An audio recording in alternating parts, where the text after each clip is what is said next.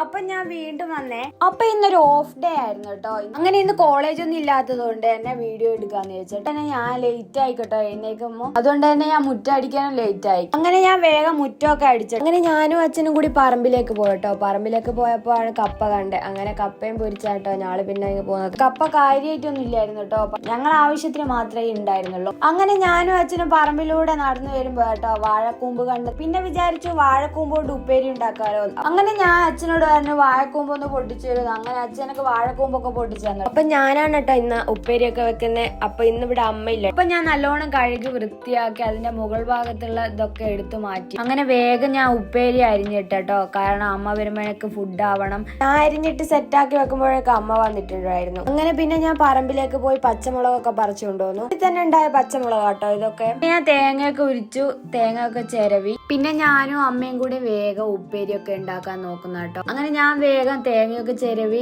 അമ്മ അതിന്റെ ഇടയിൽ മീനൊക്കെ മുറിക്കുന്നുണ്ട്. അമ്മ മീൻ മുറിച്ച് സെറ്റാക്കുമ്പോഴേക്കും ഞാൻ ഉപ്പേരിക്ക് ഉള്ളത് സെറ്റാക്കി കേട്ടോ. അങ്ങനെ ഞാൻ ഇടികല്ലെടുത്ത് കൊണ്ടുവന്ന് അതിലേക്ക് പച്ചമുളക്, ഉള്ളി, തേങ്ങ, ഇതിൽ കറിവേപ്പിലൊക്കെ ഉപയോഗിച്ചിട്ടുണ്ട് കേട്ടോ. പക്ഷെ നിങ്ങളത് കാണാനിട്ട ഞാനത് വീഡിയോ എടുക്കാൻ മറന്നു കേട്ടോ. അങ്ങനെ ഞാൻ നല്ലോണം ചതച്ചെടുത്തട്ടോ. അതിനുശേഷം ഞാൻ നല്ലോണം മിക്സ് ചെയ്തട്ടോ. കൈ കൊണ്ട് തന്നെ വെച്ചിട്ടാണ് മിക്സ് ചെയ്യുന്നത്. ഉപ്പ് ചേർക്കാൻ വിട്ടു കേട്ടോ എന്നോട്. പിന്നെ ഞാൻ ഉപ്പൊക്കെ ചേർത്തത്. പിന്നെ എല്ലാം കൂടെ കൂട്ടി കുഴച്ച് നല്ലോണം സെറ്റാക്കി വെച്ചിട്ട് പിന്നെ അതിനാവശ്യമായ മഞ്ഞപ്പൊടിയൊക്കെ ചേർത്തു നല്ലോണം കുഴച്ചെടുത്തട്ടോ. പിന്നെ അടുപ്പ് കത്തിച്ച് ചീൻചട്ടിയൊക്കെ വെച്ച് വെളിച്ചെണ്ണയൊക്കെ ഒഴിച്ചു ഒക്കെ പൊട്ടിച്ചിട്ടോ. പിന്നെ ചീൻചട്ടിയിൽ കുറച്ചായി ഇട്ട് കൊടുത്തുട്ടോ.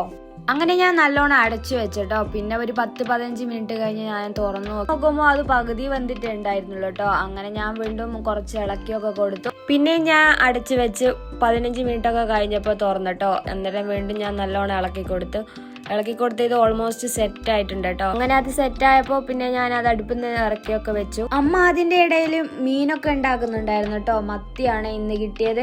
തുറന്നു നോക്കിയപ്പോൾ ആയിട്ടില്ലായിരുന്നു കേട്ടോ. പിന്നെ ഞാൻ വീണ്ടും അതെടുത്ത് അടച്ചൊക്കെ വെച്ചു.